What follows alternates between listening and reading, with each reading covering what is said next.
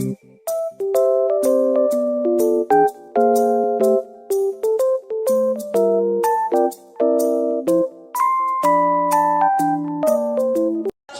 warahmatullahi wabarakatuh.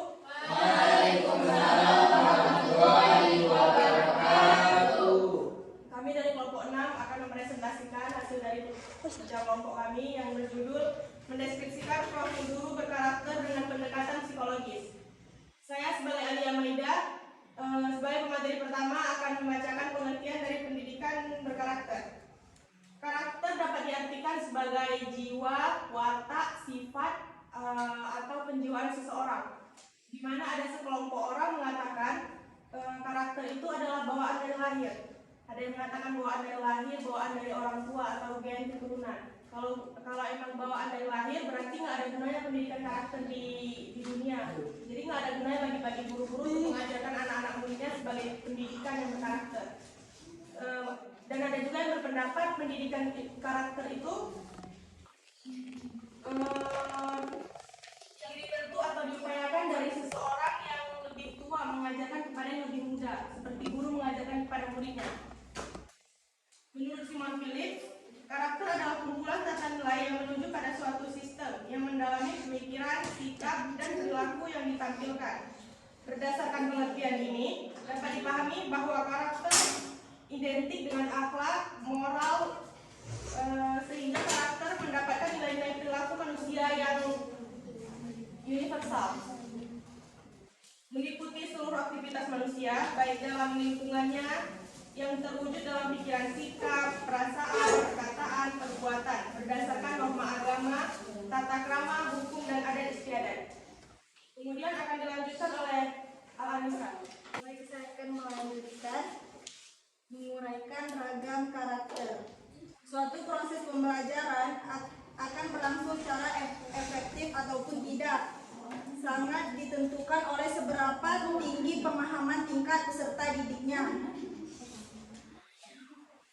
Pemahaman karakteristik peserta didik sangat menentukan hasil belajar yang akan dicapainya. Dan peserta didik harus menjadi perhatian dan pijakan pendidik dalam melakukan seluruh aktivitas pembelajaran di sekolah. Karakteristik peserta didik itu meliputi etnik, kultural, status sosial, minat, pengembangan kognitif, kemampuan awal, gaya belajar, motivasi, pengembangan emosi, perkembangan sosial, dan perkembangan moral. Yang pertama ada etnik, yaitu negara yang luas wilayahnya dan kaya akan etniknya. Namun berkat perkembangan alat transportasi yang semakin modern sekarang ini, maka seolah tidak ada batas antar daerah ataupun suku juga. Seperti dalam kelas, kadang terjadi dari peserta didik etnik Jawa atau Sunda, Madura, Minang, Bali, maupun etnik lainnya. Contohnya Pak Ardi, seorang pendidik di kelas 6 sekolah dasar, dan peserta didiknya terdiri dari etnik Jawa semuanya. Tentunya tidak sulit ketika menghadapi peserta didik dalam satu kelas yang multi etnik jika Pak Ardi melakukan proses pembelajaran dengan peserta didik yang multi etnik muka dan melakukan interaksi. Yang kedua ada kultural, memiliki jargon tumpah pemuda yang mengakui bertumpah darah yang satu tanah air, berbangsa dan satu bangsa Indonesia, yang menjunjung bahasa persatuan bahasa Indonesia. Dan yang ketiga, status sosial. Manusia diciptakan Tuhan dengan diberi rezeki seperti berupa pekerjaan, kesehatan, kekayaan, kedudukan, dan penghasilan yang berbeda-beda dari setiap orang. Dan yang D ada minat. Minat dapat diartikan yaitu sesuatu rasa yang lebih suka, rasa ketertarikan pada suatu hal atau aktivitas. Apabila seseorang melakukan sesuatu yang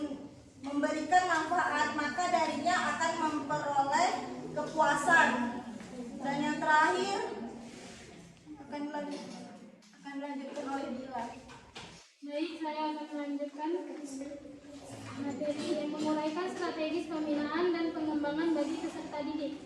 Menurut ahli pendidikan, ada beberapa metode yang dapat digunakan dalam praktik pendidikan karakter di sekolah. Misalnya, menurut Doni Koesoma berpendapat bahwa metodologi pendidikan karakter adalah sebagai berikut. 1. Pengajaran.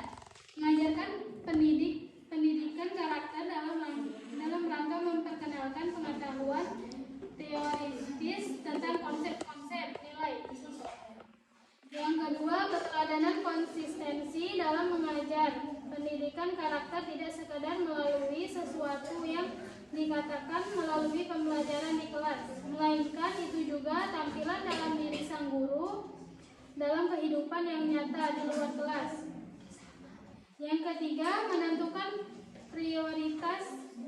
Lembaga pendidikan memiliki prioritas dan tuntunan dasar atas karakter yang ingin diterapkan di lingkungan mereka. Yang keempat, praksis prioritas. Unsur yang lain dapat penting bagi pendidikan. Karakter adalah bukti dilaksanakannya prioritas nilai pendidikan karakter tersebut. Berkaitan dengan tuntunan lembaga dilaksanakannya prioritas ini nilai pendidikan karakter tersebut. Selanjutnya, materi selanjutnya akan dibacakan oleh Zahra Atira. Jadi saya akan melanjutkan yang dimana ada menguraikan metode pendidikan berkarakter. Metode pembelajaran merupakan cara kerja yang sistematis untuk memudahkan pelaksanaan berbagai kegiatan pembelajaran untuk mencapai tujuan yang diinginkan atau tertentu. Yang mana di sini diajarkan bahwa kita mencapai pendidikan itu tidak hanya dengan selalu belajar. Bahkan ada cara lain yang dimana kita bisa bercerita, bisa mendongeng yang sesuai, yang dimana harus sesuai dengan pelajaran tersebut. Yang di sini ada metode bercerita mendongeng, yaitu storytelling.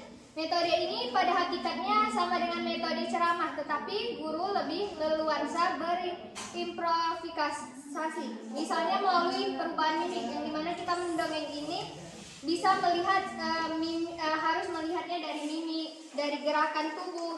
Karena kan mendongeng tidak hanya dengan diam aja. Dan yang kedua itu ada metode diskusi. Diskusi didefinisikan sebagai proses bertukar pikiran antara dua orang atau lebih. Yang dimana metode diskusi ini juga penting, karena kita harus bertukar pikiran dengan kawan tersebut. Karena tidak dengan pikiran kita sendiri, harus dengar pikiran orang juga. Atau dapat juga didefinisikan antara dua orang atau lebih. Yang C itu ada metode simulasi atau bermain peran, yang dimana pendidikan ini juga bisa dilakukan dengan bermain, tidak hanya dengan harus belajar, menulis, dia ada lain juga. Artinya peniruan terhadap sesuatu, jadi bukan sesuatu yang terjadi sesungguhnya. Dengan demikian, orang yang bermain drama atau memerankan sesuatu adalah orang yang sedang menirukan atau membuat simulasi tentang sesuatu, yang dimana tema tersebut bisa melakukan pertolongan pertama pada kecelakaan, bagaimana bergotong royong untuk membangun tempat peribadatan di kampung, melakukan pertolongan bagi korban gempa bumi. Yang D itu adalah metode live in. Metode living itu bermaksud agar anak mempunyai pengalaman hidup bersama orang lain langsung dalam situasi yang sangat berbeda dari kehidupan sehari-harinya. Dengan pengalaman langsung, anak dapat mengenal lingkungan hidup yang berbeda-beda dalam cara berpikir, tantangan, permasalahan, termasuk tentang nilai-nilai hidupnya. Yang dimana diajarkan bahwa kita tidak hanya dalam kelas saja, harus melihat lingkungan-lingkungan lain supaya bisa langsung menerapkan. Jangan dia membayangkan, tapi dia bisa melihat dengan langsung. Udah cukup sekian dari saya. Ini presentasi dari kami, apakah ada yang ditanyakan?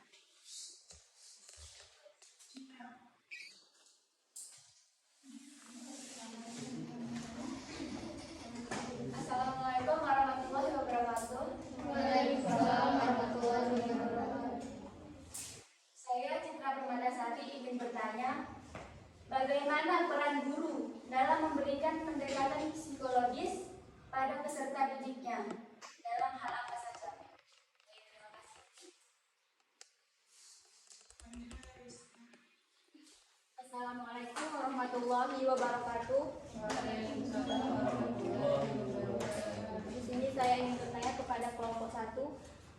Bagaimana menurut Anda, apakah seorang guru perlu memahami psikologi pendidikan, psikologi belajar, dan perkembangan?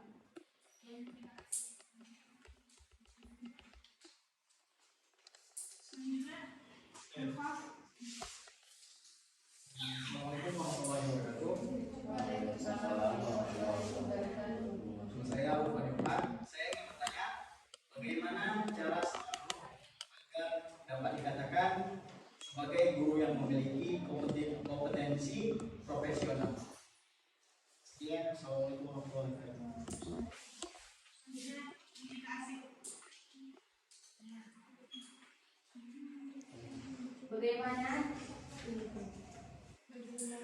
Bagaimana cara seorang guru menyikapi peserta didik dengan karakteristik yang berbeda-beda?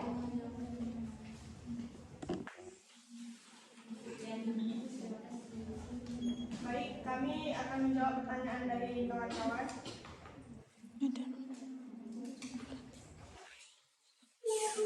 Saya akan menjawab pertanyaan dari Citra. Yang pertanyaannya, bagaimana peran guru dalam memberikan pendekatan psikologis pada peserta didik? Selain mampu memberikan pembelajaran yang baik bagi murid, peran guru dalam psikologis yang lain adalah seorang guru mampu memberikan saran psikologis yang tepat dan benar, yakni dengan menumbuhkan hubungan impersonal Anda dalam suasana keakraban dan antar individu, antar murid dan guru. Terima kasih. Selanjutnya pertanyaan dari Citra akan dijawab oleh Rizka. Oleh Bu Idris.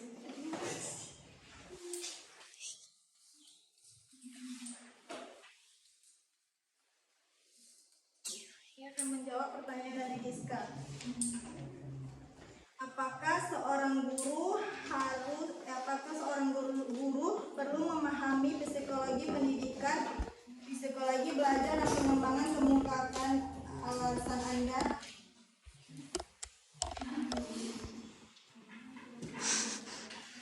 Psikologi pendidikan merupakan ilmu yang sangat penting yang harus dikuasai oleh seorang guru maupun peserta didik.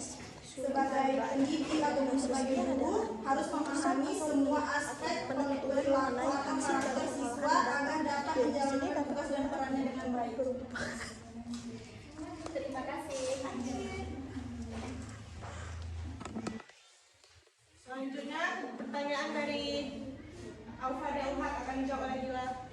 Baik, saya akan menjawab bagaimana cara seorang guru agar dapat dikatakan sebagai guru yang memiliki kompetensi profesional. Cara menjadi guru yang profesional yaitu 1. Memahami tugas dan fungsi sebagai seorang guru. Yang kedua, selalu berusaha meningkatkan ilmu yang dimiliki, baik ilmu yang terkait materi pelajaran maupun ilmu tentang bagaimana menjadi guru yang baik, dengan banyak membaca, mengikuti pelatihan, berdiskusi kepada teman sejawat dan lain-lain sebagainya. Apakah bisa dipahami?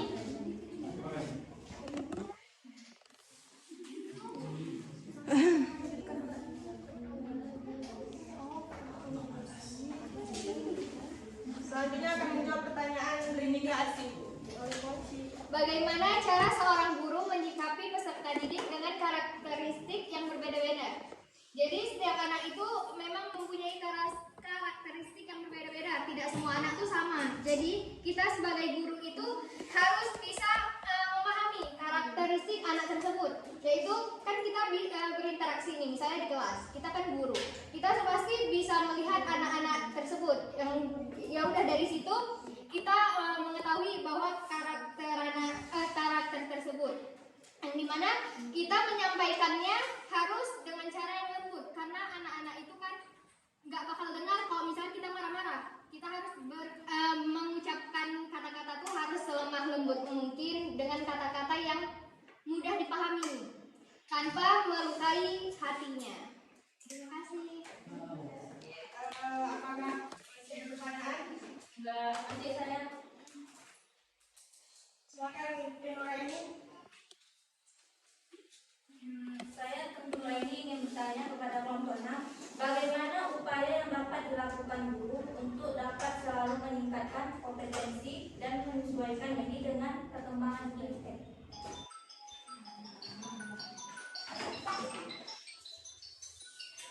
Baik, saya akan menjawab pertanyaan dari Tenora ini. Di sini ada 6 cara mengembangkan kompetensi personal seorang guru. Yang pertama, melanjutkan pendidikan. Yang kedua, mengikuti pelatihan non formal. Yang ketiga, aktif bergabung dalam komunitas guru. Yang keempat, banyak membaca. Yang kelima, membuat karya tulis ilmiah.